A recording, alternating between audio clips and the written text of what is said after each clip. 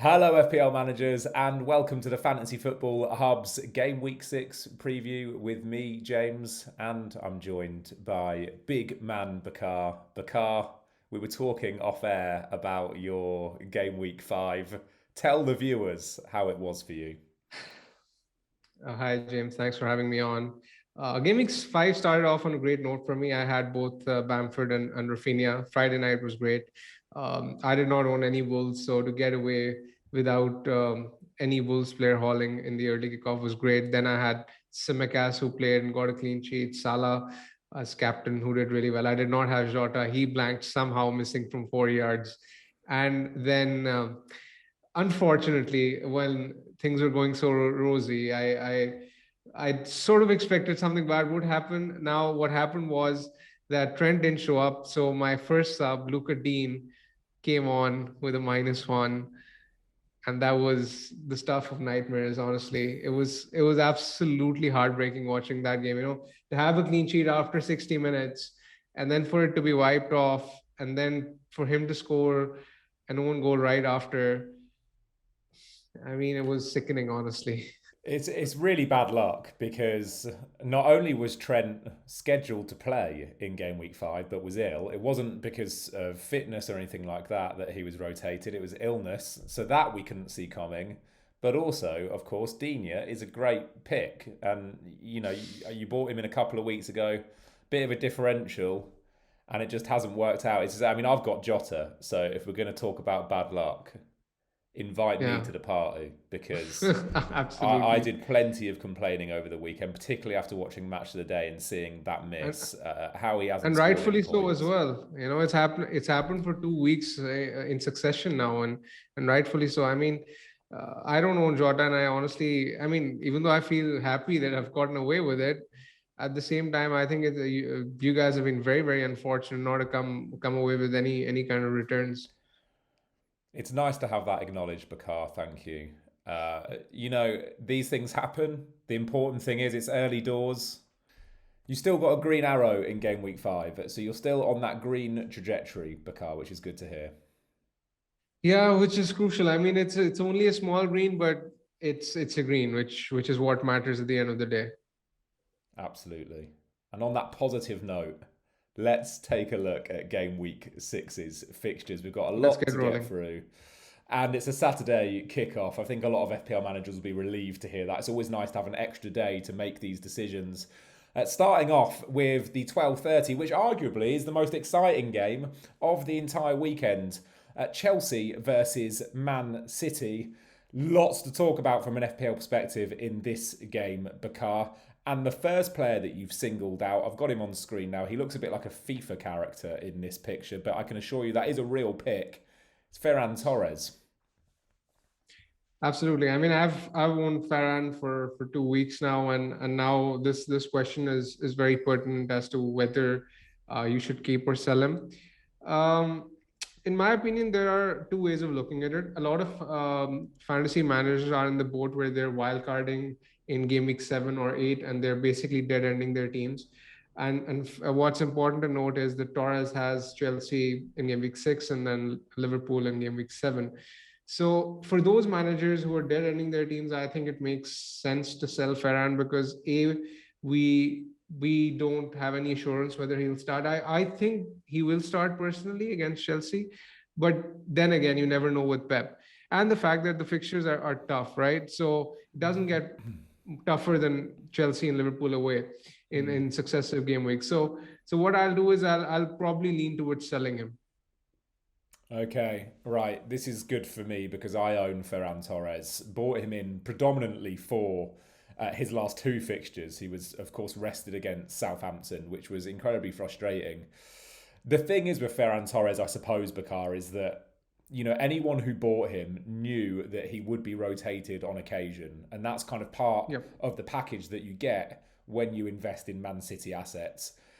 Do you think that their fixtures are good enough after Liverpool to Yes. justify maybe riding out these two fixtures? Yes, that's what I was going to come to. In your case, given the fact that you wildcarded already, I think there's more merit to holding him for the fixtures. They have the Burnley, Brighton, Palace after game week 7. So he can realistically become an option after game week 7.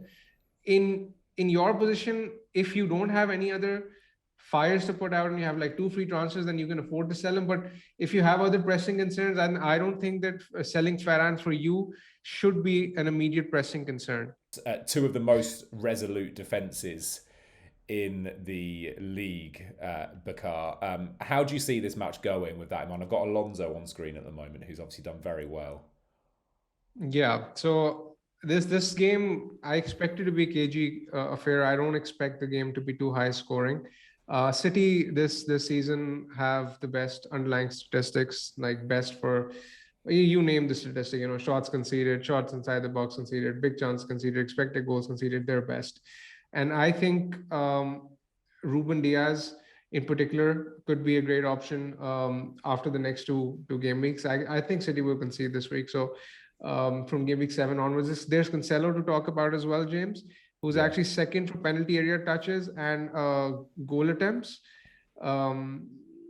this season. And he started every single game. At the start of the season, we didn't think that he would turn out to be a long-term option, but Mendy has been in prison, and the fact that Zinchenko hasn't really looked good. He played against Leipzig, he was rusty. So I think Cancelo at the moment is first choice, and he could be another good option from game week 7 onwards as well. As far as Chelsea are concerned, I think Alonso is obviously the one. He's the shiny new toy in the market these days, where everyone seems to be talking about him. He was nominated for Player of the Month last month as well, and his numbers against Spurs were exemplary. Top for XG, top for touches in the final third, penalty area touches, shots inside the box. So, I mean, I can see the temptation. In my opinion, Rudiger should be the first choice defender to go for, because he is the most nailed. And under Thomas Tuchel, I was reading that he's the only defender to have started 90% of the matches, more than 90% of the matches he was actually available for. So he is the most secure option in that defense. In terms of the fullbacks, I think I prefer Alonso, because he has slightly more goal threat, and the fact, that Reece James has been subbed on in 7 of his previous 8 appearances in the league, which is very worrying. If you pick James, then you leave yourself susceptible to him coming on from the bench. And that one pointer can be very annoying. With Alonso, it's more of the fact that even if he misses out, then you can sort of get a player from your bench. One thing I'm interested about, Bakar, to get your opinion on, is whether or not Chelsea deserve the number of clean sheets that they've had so far. Because I watched the highlights of the Villa game, for example, which I think was game week 4 now. They seem fortunate to get away with a clean sheet there. Do you feel like maybe they're being flattered a little bit?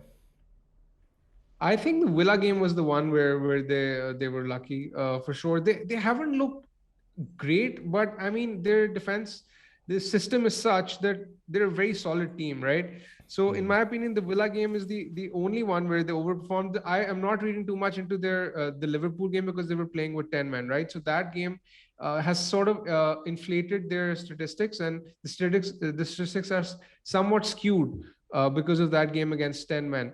So when you look at their games in isolation, the ones against Spurs, Arsenal, or the one on the opening day against Palace, their defensive numbers are still pretty good. So I think the double up is definitely a good option in the weeks to come.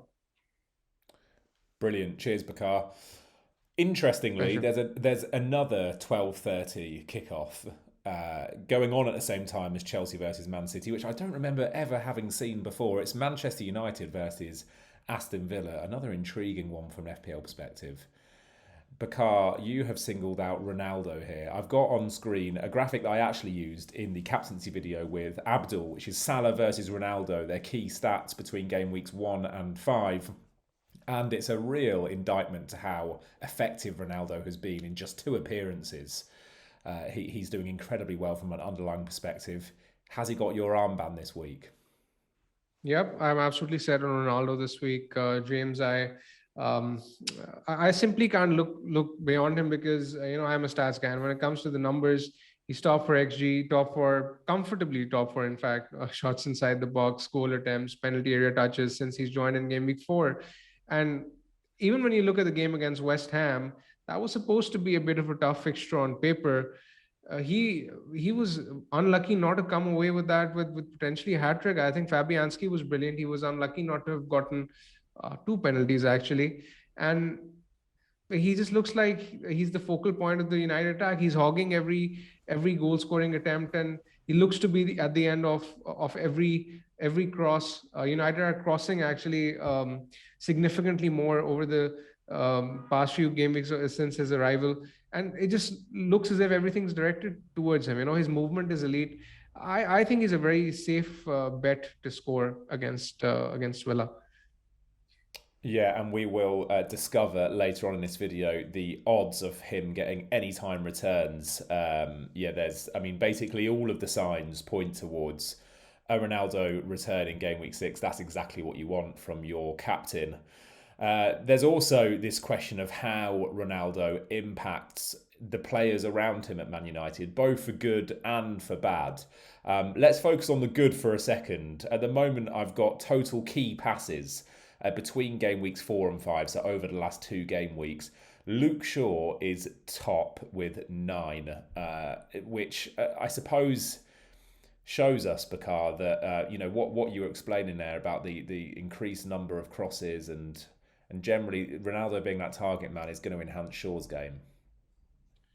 Yeah, I think there's been a sort of change in play style from United. For the first 3 game weeks, they were ranked 12th for crosses. From game week 4 to 5, United are actually ranked 3rd. Averaging 28 crosses per game. Large part of that is down to Shaw, who was actually 19th for crosses and from game week 1 to 3, but that has actually risen, and he's now actually first over the past 2 game weeks, crossing 13.5 crosses per game. I know the United have been awarded a few corners, so the data is slightly skewed. But even if you exclude corners from this, he's still comfortably top for crosses, which tells me, that United are definitely looking to cross the ball into Ronaldo. Shaw is getting forward, and the next 2 fixtures are great. Villa are actually ranked bottom for XG from open play. They haven't really clicked as an attacking force, even though they scored 3 goals last week. Before the introduction of Bailey, they were fairly toothless in attack. So I think this could be a game where United potentially keep a clean sheet. And after this game week, they have Everton, who potentially could be without Calvert-Lewin and Charlison. So Shaw looks good for the upcoming game weeks. Delighted that I got him out on my wild card. What do we make of Bruno and Greenwood, 2 players that are highly owned by FPL managers? Maybe they're being detrimented by Ronaldo's inclusion? Both Bruno and Greenwood, since Ronaldo's arrival, they've had just the one shot inside the penalty area box. That's not to say that both have become bad options overnight, but what's happening is that Fernandez, his chance creation numbers are still pretty elite. He has like 3 big chance created in the past 2 game weeks, and I think he will continue to take over with assists when it comes to his output. But in my opinion, at 12 million, I'd get rid because it's very apparent that Ronaldo is the main man. He's the guy you want to captain. So in my opinion, Bruno Fernandes is a sell, even though I think he will continue to take over with points. As far as Greenwood is concerned, he was rested last night. He's going to play. His numbers aren't all that good of late, but I watched the game against West Ham, and his movement was still pretty elite. And I think at his price, he's decent hold. If he's starting, I think there's no reason to sell him, in my opinion. Yeah, there are a couple of passes fizzed into him that, should they have been a little bit more weighted, he might well have been in on goal.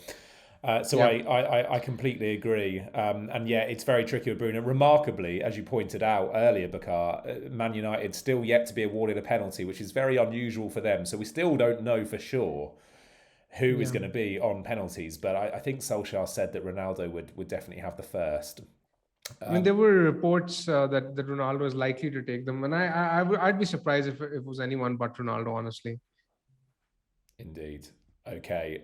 Everton versus Norwich, 3 o'clock fixture on the Saturday. Plenty of FPL managers eyeing this one up, particularly because of this man here, Demarai Gray, who has started the season very, very well. What do you make of Gray, Bakar? Are you rushing to get him into your team?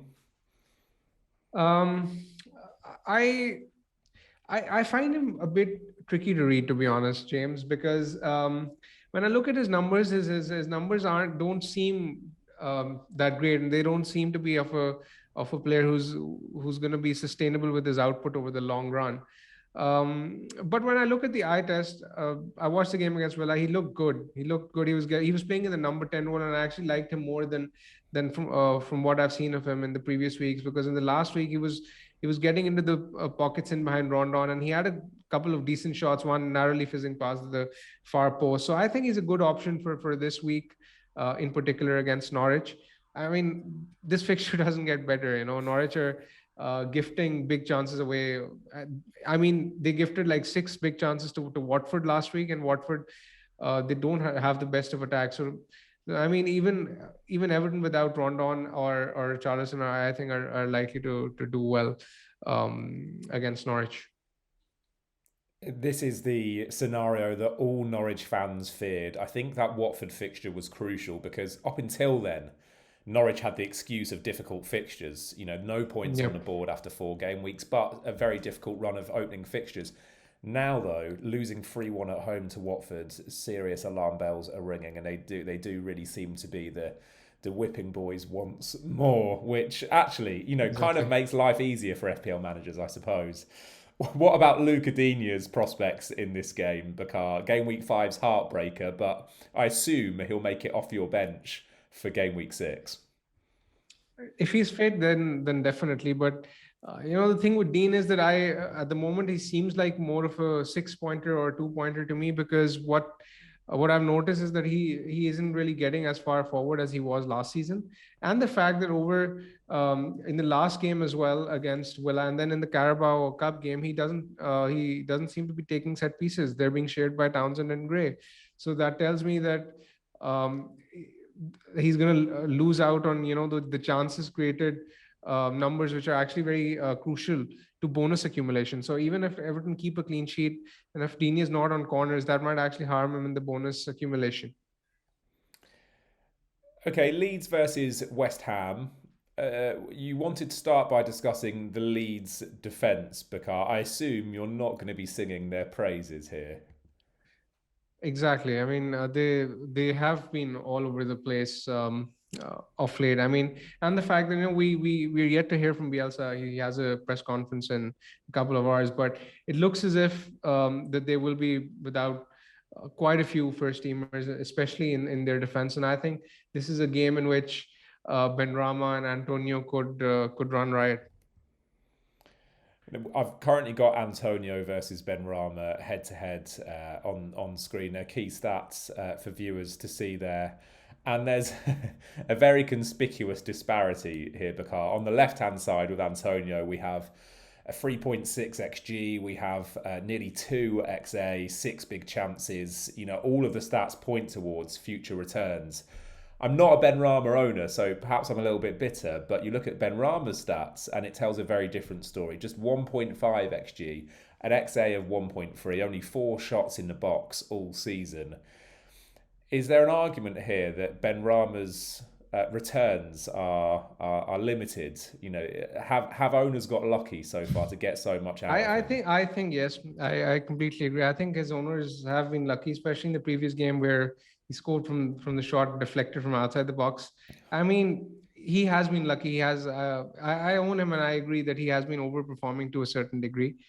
As far as Antonio is concerned, there are a lot of people considering him for captaincy this week. I don't think he's a bad shout. Um, I was studying the statistics last season. Leeds conceded the majority of chances zonally from the center down the middle, and even this season, Leeds are bottom for chances created down the middle among all teams in the league, which tells me that this is an area Antonio is very likely to exploit. Cool, it really is tempting, isn't it? If Ronaldo had a trickier fixture, perhaps if Ronaldo is playing away from home, the temptation to put that armband on Antonio would be even greater. Leicester versus Burnley.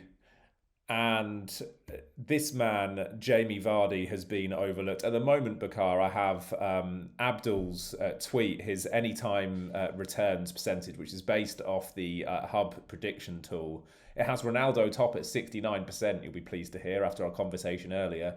Right below him on 68%, Jamie Vardy, the forgotten premium striker amongst FPL managers. But Yeah. you fancy his chances in game week 6? He's been consistent. He's been consistent this season. He's had like the second highest number of points after Antonio.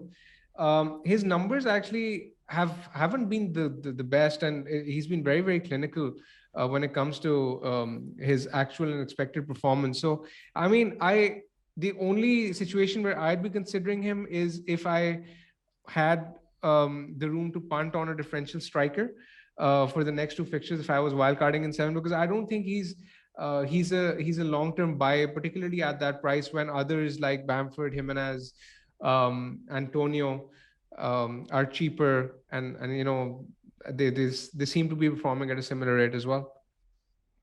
Yeah, he hasn't yet managed to achieve any sort of explosiveness, has he? It seems as Yeah, though any goals that he has picked up have been solitary and actually relatively fortunate when you look at, the team XG around him. They're not being particularly creative. It's not like he's missing 5 big chances a game or anything like that, which, exactly, um, exactly. yeah, doesn't point towards sustainability.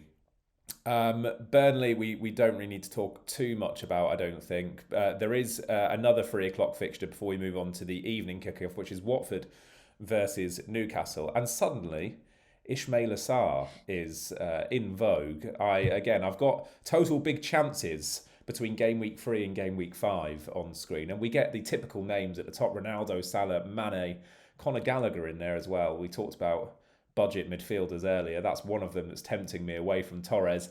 And then below him, 6.1 million, Ismail Sarr. 4 big chances over the last 3 game weeks. Pretty good numbers. Puts him joint second, Bakar.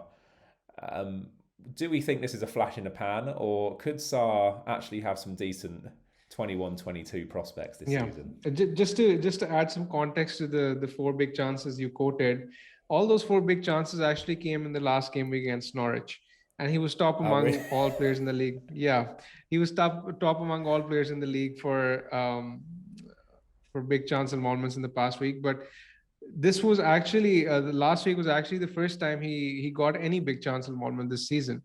So now it's Wow. hard for me to gauge whether it was just the Norwich factor or whether it's actually him hitting a run of form.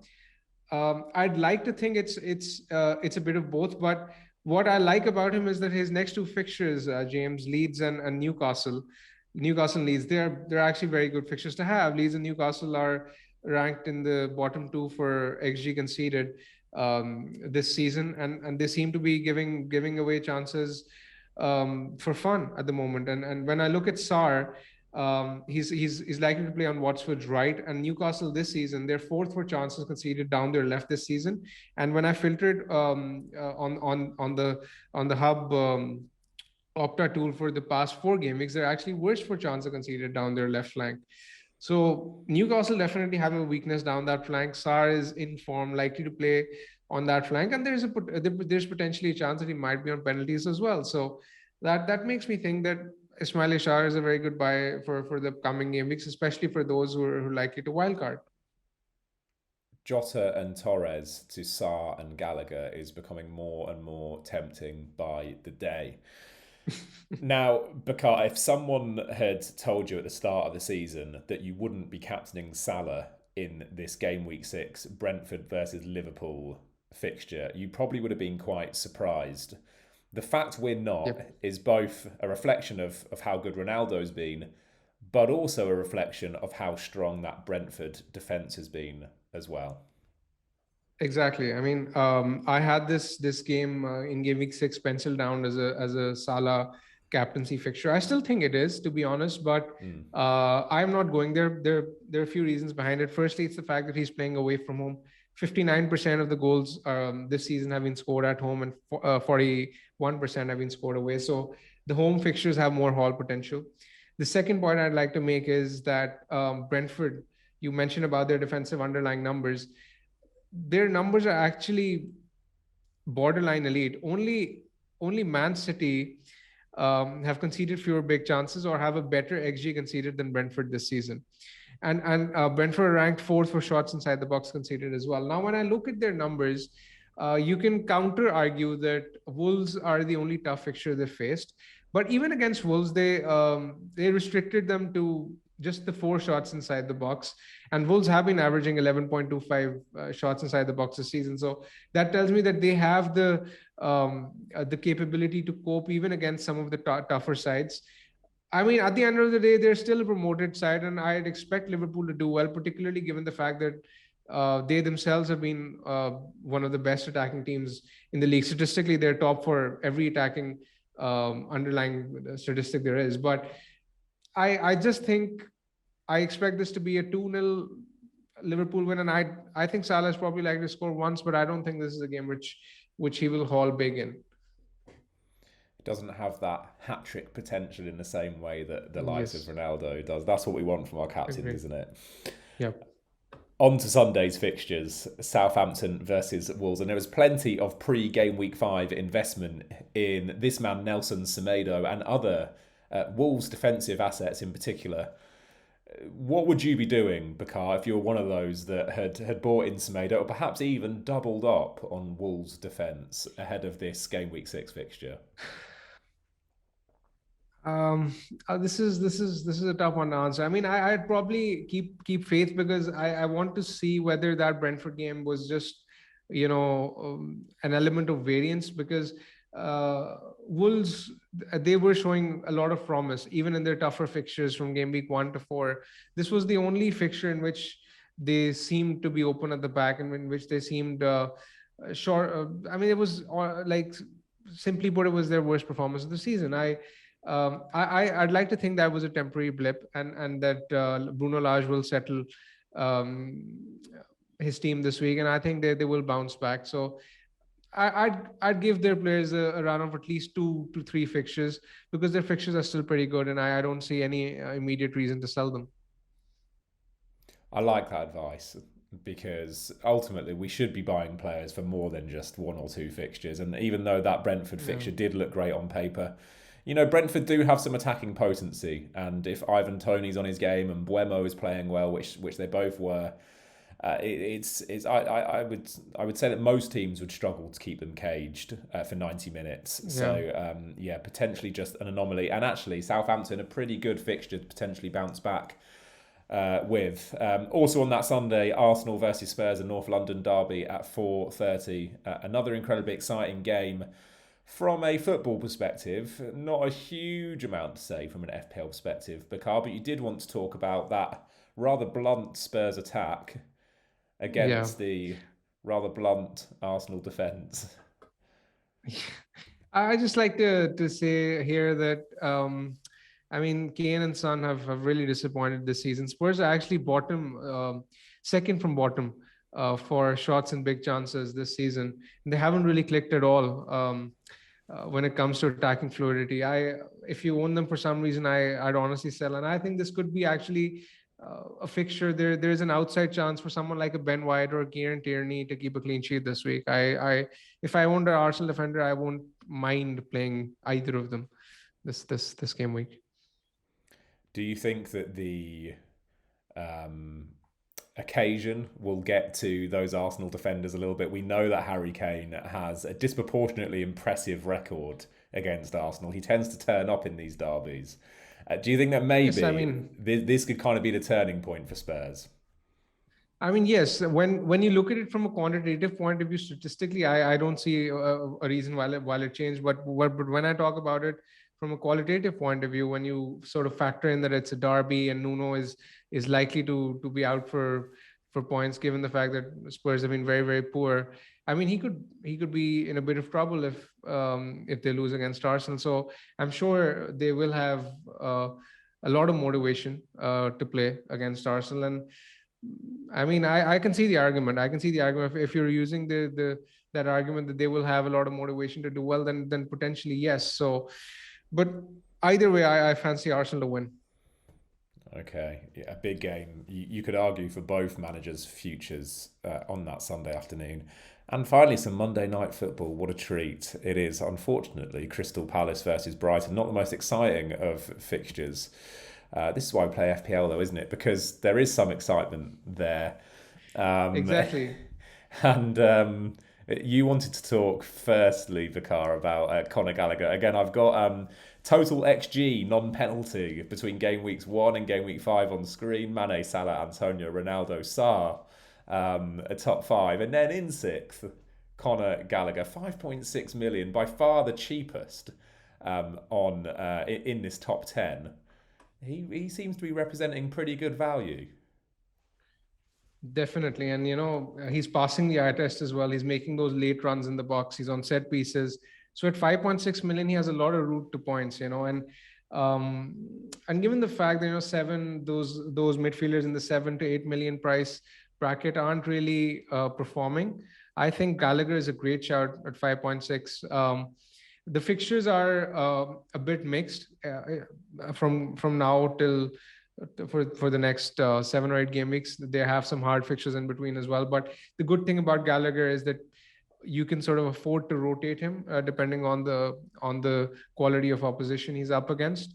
I think he's an excellent buy this week, or even this at this point in time, because you can't really ask for anything much at that price. He has an 80% goal involvement as well this season. And ever since he's starting playing in game week from game week 2, he's right up there in terms of shots inside the box, chances created, right up there matching some of the very big names on paper. So I think he has the potential to do well against the Brighton defense, who have looked decent so far this season. But I still think that Palace will score this week. I mean, they have every reason to. We were talking about derbies. This is a derby as well. Yeah, I forget that this is a derby, but you're absolutely right. Yeah. It is technically a derby. Yeah, will be an interesting one. That I'm interested in how you feel that Brighton defence will do against Crystal Palace. You're backing Palace, I guess, to score if you've pointed out Gallagher. They don't seem to be conceding a huge amount though. Yeah, I'd probably go with probably something like a 1-1 scoreline, because both teams are decent. I expect them to cancel each other out. Okay. All right. Well, what an exciting Monday night we've got ahead of us. Ahead of us then. Bakar, thank you so much. That is all 10 Pleasure. fixtures ahead of game week 6. We will be back ahead of game week 7. Until then, Bakar, I hope you have another green arrow, an even bigger one than game week 5. You too, James. Good luck. Thank you very much. I think I'll need it. I'm still really. I mean, this talk about Sarr and Gallagher's game week 6 potential has done nothing to quell my interest in bringing them both in for a hit and getting rid of Torres and Jota. But let's see. I'm going to try and be patient, I think. Guys, thank you very much for watching. If you enjoyed this, remember Bakar puts a lot of effort into the research for these videos. So go and give it a like if you haven't already. And go and give Bakar a follow to @BigManBakar on Twitter. Much of what has been discussed in this video is the sort of thing that he's posting on his Twitter. It's one of the most valuable follows. So go and follow him there. And cheers, Bakar. Have a good rest of your day. Have a good game week, and I'll see you next week. Looking forward to it. Good luck, James. Take care. Bye-bye. Cheers. Bye, guys.